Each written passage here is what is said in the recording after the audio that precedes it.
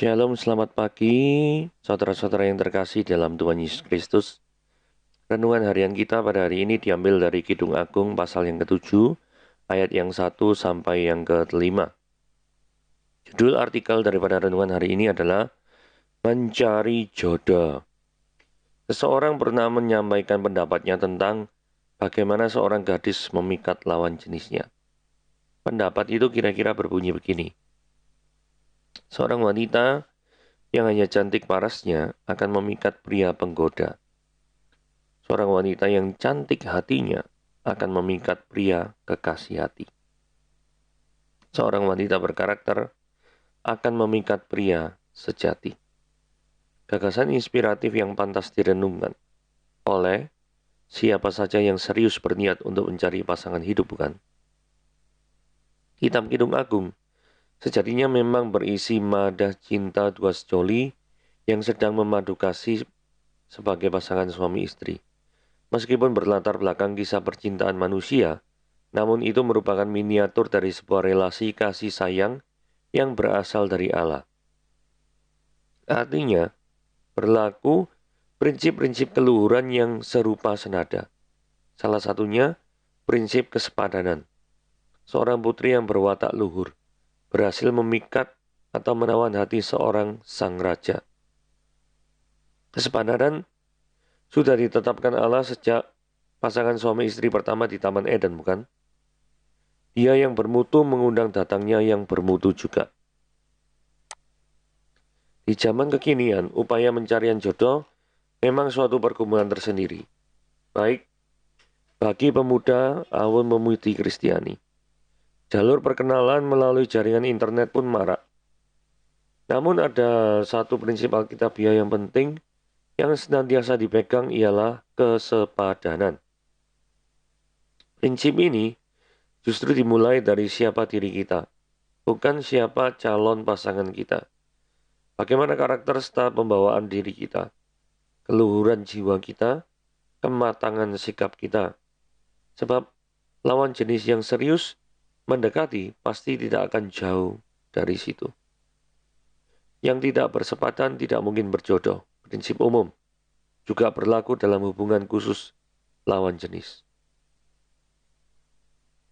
Oke, hari ini kita akan belajar tentang Kidung Agung. Mari kita baca ayatnya. Betapa indahnya langkah-langkahmu dengan sandal-sandal itu, putri yang berwatak luhur. Lengkung pinggangmu bagaikan perhiasan karya tangan seniman. Pusarmu seperti cawan yang bulat, yang tak berkekurangan anggur campur. Perutmu timbunan gandum berpagar bunga-bunga bakung.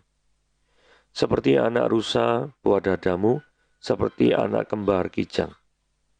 Lehermu bagaikan menara gading, matamu bagaikan telaga di Hesibon, dekat pintu gerbang Matrabim. Hidungmu seperti menara di gunung Libanon yang menghadap ke kota Damsik. Kepalamu seperti bukit Karmel. Rambut kepalamu merah lembayung. Seorang raja tertawan dalam kepang-kepangnya. Nah, ayat yang pertama dikatakan betapa indah langkah-langkahmu. Nah, ini diindikasikan wanita yang digambarkan di sini ini sedang melakukan tarian, ya. Karena penggambarannya itu kalau kita lihat ini dari yang paling bawah dulu. Betapa indah langkah-langkahmu dengan sandal-sandal itu. Berarti mulai dari kaki. Jadi ada kemungkinan wanita yang sedang dibicarakan ini menunjukkan kecantikannya dengan gerakan tarian-tarian tertentu. Karena dalam suatu tarian, langkah kaki adalah yang pertama kali dilihat. Karena kita bisa menilai tarian itu baik atau buruk. Itu dari langkah kakinya. Oke? Nah, poin kedua yang dibahas dalam Kidung Agung pasal yang ke-7 ayat 1. Ini dikatakan putri yang berwatak luhur. Jadi tidak hanya kepandaian dalam hal menari yang menjadi sorotan dari pria yang mengagumi wanita ini. Tetapi wanita yang menari ini diberi sebutan putri yang berwatak luhur. Jadi selain dari kepandaian yang tampak mata, maka watak, sesuatu yang tidak kelihatan, itu menjadi poin penting dalam seseorang itu memberikan pujian kepada perempuan.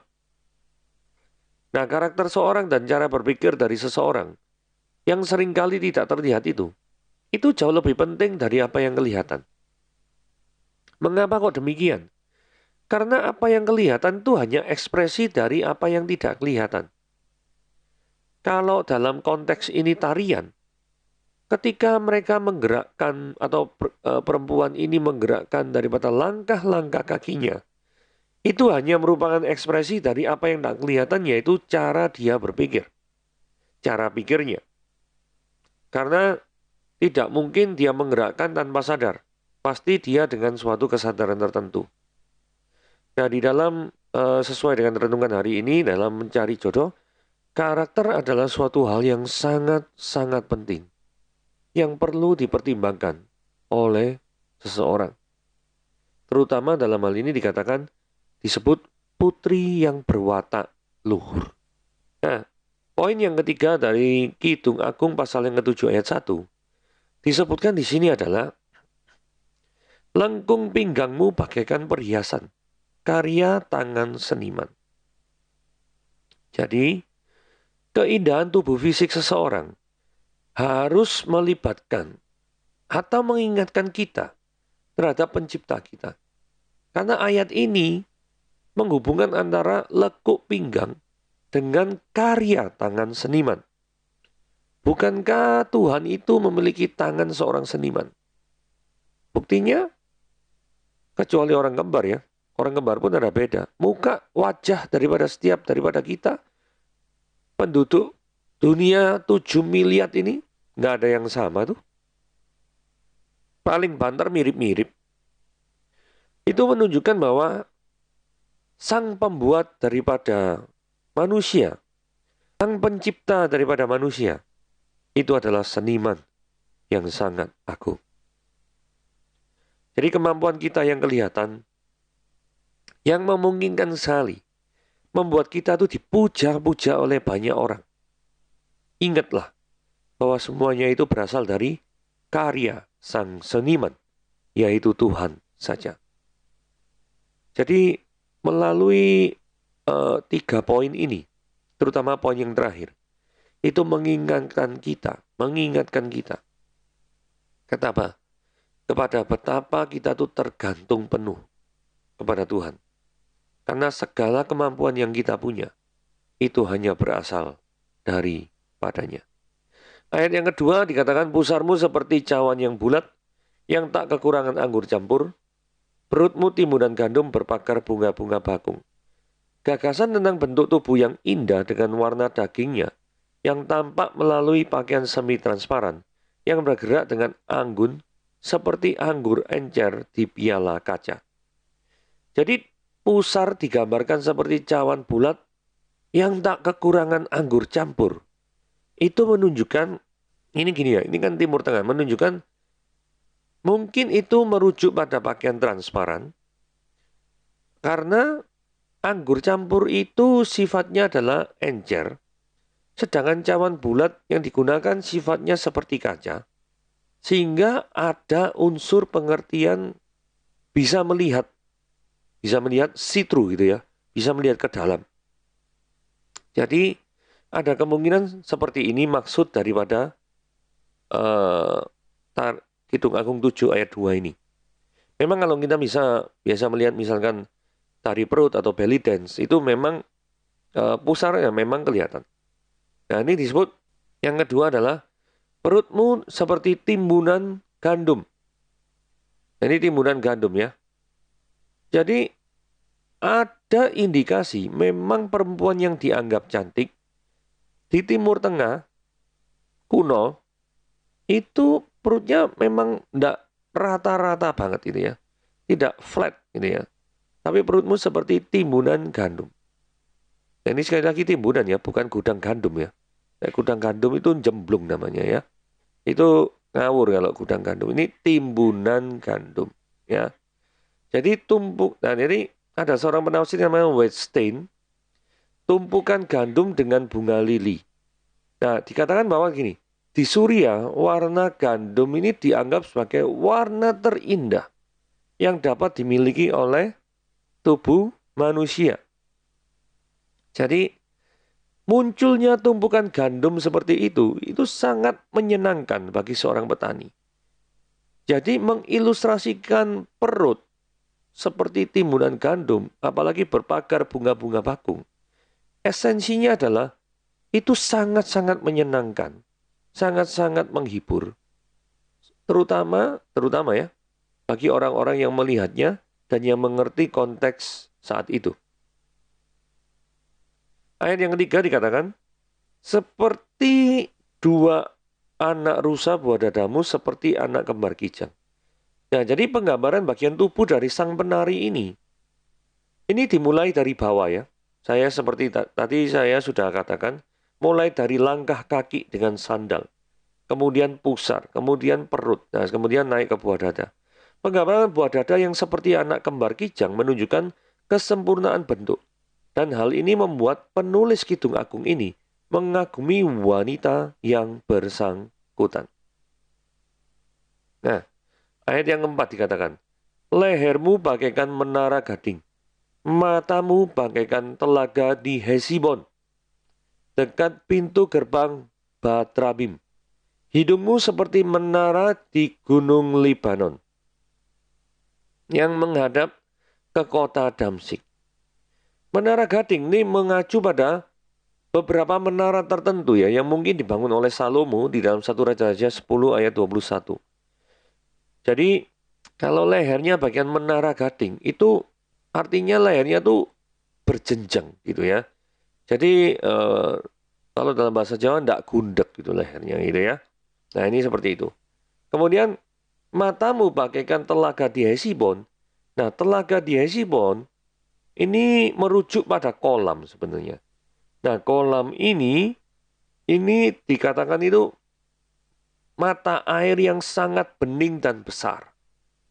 Jadi ada kemungkinan penggambaran mata ini matanya bening dan juga besar. Ya. Jadi yang dianggap cantik di Timur Tengah kuno seperti itu. Nah, ini dikatakan hidungmu seperti menara di gunung Libanon. Jadi hidung dipadankan dengan menara menunjukkan bentuk hidung yang mancung yang menonjol dan menarik perhatian. Jadi bukan yang masuk ke dalam gitu ya maksudnya ya. Jadi ini hidungnya yang menonjol keluar. Nah ini penggambarannya di Kidung Agung 7 ayat 4 itu seperti ini. Nah kepalamu seperti bukit Karmel. Ini Kidung Agung pasal yang kelima ya. Rambut kepalamu merah lembayung, seorang raja tertawan dalam kepang-kepangnya. Lah gambar berikut itu memang adalah di Bukit Karmel, suatu pemandangan yang sangat indah sekali. Jadi digambarkan adalah kepalanya dari wanita itu, wajahnya mungkin lebih tepatnya. Itu adalah suatu pemandangan yang sangat indah, yang orang tuh tidak bosan-bosannya untuk melihatnya. Kemudian dikatakan di sini rambut kepalamu merah lembayung, semir merah ini ya. Jadi seorang raja itu tertawan dalam kepang-kepangnya. Nah, jadi di sini memang penggambaran daripada Kidung Agung. Itu adalah penggambaran bagaimana seorang pria itu jatuh cinta pada seorang wanita. Memang yang digambarkan di sini mostly itu fisik. Memang tidak dipungkiri bahwa fisik juga memiliki pengaruh penting di dalam kita suka atau tidak suka sama seseorang. Tetapi yang lebih penting terutama adalah bagaimana kita itu melihat apakah ketika seseorang itu mencari jodoh, itu mengutamakan orang itu cinta Tuhan apa tidak. Mungkin ada di antara kita yang mendengar ini belum ada pasangan dan sedang mencari pasangan. Nah, kalau memang sedang Anda mencari pasangan, apakah Anda perhatikan bahwa pasangan Anda itu benar-benar orang yang cinta Tuhan? Apakah saudara mempertimbangkan poin itu sebagai poin yang utama? Atau jangan-jangan saudara cuma memperlihatkan bahwa, oh iya, itu pasangan satu itu miliki mobil mewah, rumah besar. Wah, itu jauh lebih penting. Apakah itu yang menjadi pertimbangan saudara? Karena ada beberapa orang tertentu yang memang kalau ditanya kriteria cari jodoh di mana? Satu, punya mobil pribadi yang sangat mewah. Wah, gitu ya. Terus punya rumah mewah. Wah, jadi hedonistik gitu ya. Saudara, satu hal yang penting ya. Apapun yang Anda lihat yang bersifat materi hanya membuat Anda, membahagiakan Anda. Itu sifatnya sementara. Coba bayangkan kalau Anda tinggal di rumah yang sangat mewah. Memiliki mobil yang sangat luar biasa seperti sultan-sultan di Dubai. Terus kemudian Anda tinggal dengan orang yang tidak nyambung misalkan. Ya, orang yang heng-hong gitu atau hun-hun. Saudara kira-kira bahagia atau enggak ya? Punya mobil mewah sih. Tapi tinggal sama orang hun-hun, heng-hong yang enggak karu-karuan. Enggak bisa dijak ngomong gitu ya. Kalau dijak diskusi, delahop gitu misalkan. Atau punya pandangan yang berbeda bumi langit. Satu pengen ke selatan, satu pengen ke utara. Memangnya bisa hidup model seperti itu? Tapi punya. Mobil-mobil sekelas Sultan Dubai punya. Bukan cuma mobil, unta aja punya mungkin gitu ya. Dipelihara di dalam rumahnya, saking kelebihan uangnya. Tapi apakah itu yang saudara cari? Percayalah bahwa yang terutama itu adalah seperti yang tadi di ayat pertama ya, putri yang berwatak luhur. Ya, itu penting sekali. Oke, renungan kita pada hari ini seperti itu. Tuhan Yesus memberkati.